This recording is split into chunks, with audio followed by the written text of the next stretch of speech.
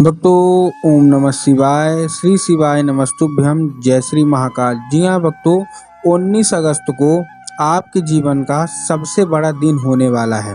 आपकी जो कोई भी इच्छा होगी, जो कोई भी मनोकामना होगी, अगर वर्षों पुरानी है और अभी तक पूरी नहीं हो रही है तो 19 अगस्त का डेट नोट कर लीजिए। ये दिन ऐसा होने वाला है जो कि आपके जीवन में दोबारा कभी नहीं आने वाला। अब मैं ऐसा क्यों बोल रहा हूँ, ये आपको पता ही होगा कि 19 अगस्त को सबसे पहले तो सावन का आखिरी सोमवार है। पहली चीज, सावन का आखिरी दिन है। दूसरी चीज और तीसरी चीज क्या है, रक्षाबंधन है। तो जितनी भी बहनें हैं अपने भाई के लिए बहुत ही बड़ा दिन है। आप बात मानिएगा, बहुत बड़ा दिन है आपके जीवन के लिए। अगर आपने आज का ये उपाय ध्यान से सुन के अच्छे से किया, अवश्य रूप से आप देखेंगे कि सारी की सारी जो इच्छा है, सारी की सारी जो मनोकामना है ना, वो पूरी होनी ही होनी है। क्यों?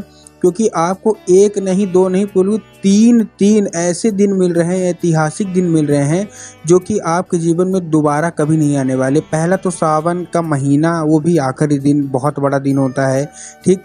दूसरा, सावन का सोमवार, मतलब 5वां सोमवार है हफ्ते का, वो भी आपको मिल रहा है 19 अगस्त के दिन। और लास्ट है वो है रक्षाबंधन। आज मैं आपको 2 से 3 ऐसे उपाय बताने वाला हूँ। एक मैं रक्षाबंधन का भी उपाय बताऊंगा, सावन सोमवार का भी उपाय बताऊंगा, हर एक चीज का उपाय बताने वाला हूँ। बस आपको एक काम करना है, क्या? उपाय पूरा सुनना है। देखिए, पिछले रक्षाबंधन की बात है, बहनें तो होती हैं अपने भाइयों के लिए होती हैं ना, और जो अपना उपाय तो मांगती हैं कि हमारे भाई का मतलब उन्नति हो। उसके साथ साथ सावन के जो सोमवार में रहते हैं उनमें भी बहुत सारे लोग आते हैं, गुरुदेव कृपा कर दें। तो पिछले साल का जो रक्षाबंधन था, इस सावन के महीने का रक्षाबंधन था, लेकिन उस बार सोमवार नहीं था। तो जब रक्षाबंधन था तो उसमें क्या है, आपको भी पता है कि जब गुरुदेव की कथा है तो लाखों की भीड़ आती है, आप सबको पता होगा।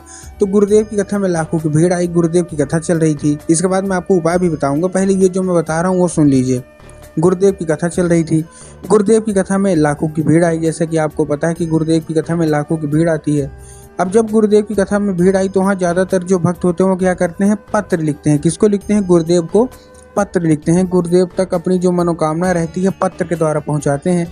तो जब गुरुदेव के पास पत्र पहुंचा और गुरुदेव ने पत्र पढ़ा तो गुरुदेव ने देखा कि ज्यादातर जो भक्त है ना, उनकी केवल और केवल जो है ना, अलग अलग तरह की मनोकामना है। किसी की धन प्राप्ति की मनोकामना है, किसी जो भाई था और जो बहनें थी उनकी मनोकामना है, किसी का था कि कर्जा मुक्ति का मनोकामना है, किसी का था कि कोई बीमारी की मनोकामना है। तब गुरुदेव ने जब इनके पास पहुंचा, गुरुदेव के पास पत्र, गुरुदेव ने पत्र पढ़ा, तब गुरुदेव ने 2 से 3 उपाय बता दिए। रक्षाबंधन की बात है, ठीक। और बोला था जितने भी भाई बहन वाले थे ना, उनको बोला था कि जितनी भी बहनें अपने भाई के लिए अवश्य कर लें। ये उपाय करने मात्र से जो भी चाहते हैं वो मिल जाएगा, बाबा भोलेनाथ की कृपा हो जाएगी। और आपको भी पता है, जिसके ऊपर बाबा भोलेनाथ की कृपा होती है अवश्य रूप से उसकी मनोकामना पूरी होती ही होती है। जब गुरुदेव के पास पत्र पहुंचा, गुरुदेव ने पत्र पढ़ लिया तो गुरुदेव ने उपाय बताया, तो लोगों ने जा जाके करना स्टार्ट कर दिया, उनको फल मिला। वही लोग रक्षाबंधन के बाद जब गुरुदेव की कथा आई तो वही लोग फिर से आए और फिर से एक बार गुरुदेव को पत्र लिखा। लेकिन इस बार आप जान के हैरान हो जाओगे कि ये वाला जो पत्र था ना, ये गुरुदेव को धन्यवाद के रूप में पत्र था कि गुरुदेव धन्य हो आपका, आपके द्वारा जो जो भी उपाय आपने बताया ना, हमारी सारी की सारी जो इच्छा थी, सारी की सारी जो मनोकामना थी ना, वो पूरी हो गई है। अब हमारे जीवन में कोई कष्ट नहीं है। आपका कोटि कोटि धन्यवाद। तो देखिए, जो लोग भी मेरी आवाज़ अभी सुन रहे हैं ना, अगर आपको भी जानना है कि आखिर ऐसा कौन सा उपाय है जिसको करने मात्र से लोगों की सारी जो इच्छा होती है, सारी की सारी जो मनोकामना होती है वो पूरी हो जाती है, तो चलिए हम बताते हैं आपको आज इस वीडियो के माध्यम से कि आपको करना क्या है। तो बस उपाय ध्यान से सुन के अच्छे से करिएगा जरूर। लेकिन उससे पहले चैनल पे अगर पहली बार आए हैं और आवाज़ मेरी पहली बार सुन रहे हैं तो वीडियो कर दें लाइक और चैनल को भी कर लें सब्सक्राइब, ताकि पूजनीय पंडित प्रदीप जी मिश्रा के रोज नए नए उपाय सबसे पहले मैं आपको प्राप्त करा सकूं। देखिए, जो हमारा सबसे पहला उपाय है वो बहनें अपने भाइयों के लिए करना है।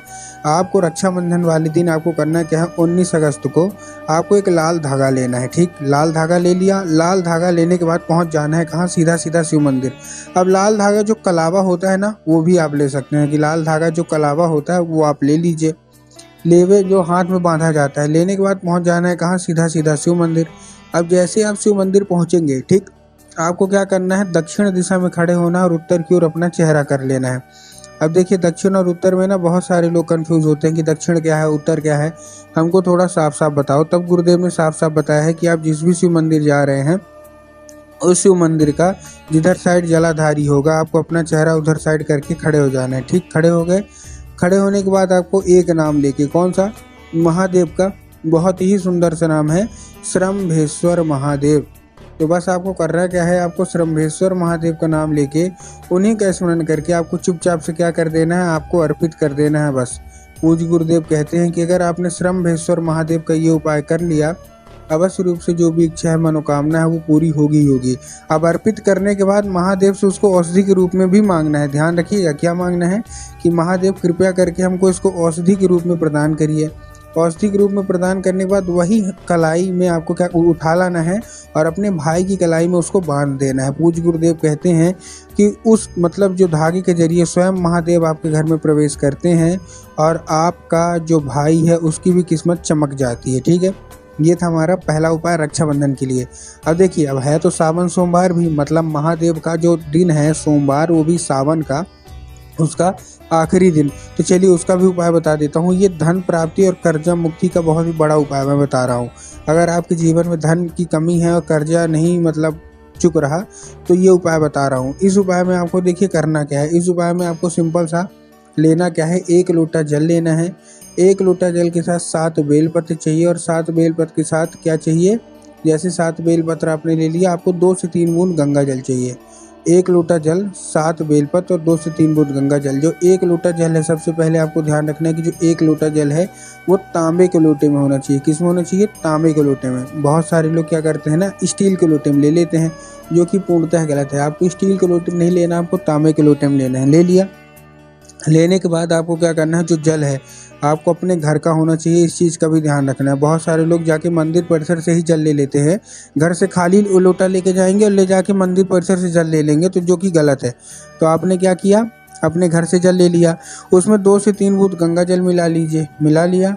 अब आपको क्या करना है, 7 बेलपत्र लेना है। अब बेलपत्र कैसी होनी चाहिए? बेलपत्र पहली बात तो कहीं से भी कटा फटा नहीं होना चाहिए, पहली चीज़। दूसरी चीज़, आपको जो बेलपत्र है वो क्या होना चाहिए, बहुत सारे लोग क्या करते हैं ना, एक पत्ती को ही बेलपत्र मान लेते हैं, लेकिन आपको भी पता है कि एक पत्ती का तो कोई बेलपत्र होता ही नहीं है। 3 पत्ती मिलके जो बेलपत्र बनती है वही बेलपत्र आपको लेना है। ले लिया। वो जो बेलपत्र उसी लोटे में डाल दीजिए जिसमें आपने जल लिया है, और 2 से 3 बूंद जो गंगा जल वो भी डाल के पहुँच जाइए सीधा सीधा शिव मंदिर। अब आपको बाबा को क्या करना है, अर्पित करना है। ये आपके दिमाग में होगा, लेकिन आपको बाबा के ऊपर अर्पित नहीं करना, आपको नंदी के ऊपर अर्पित करना है। कहाँ?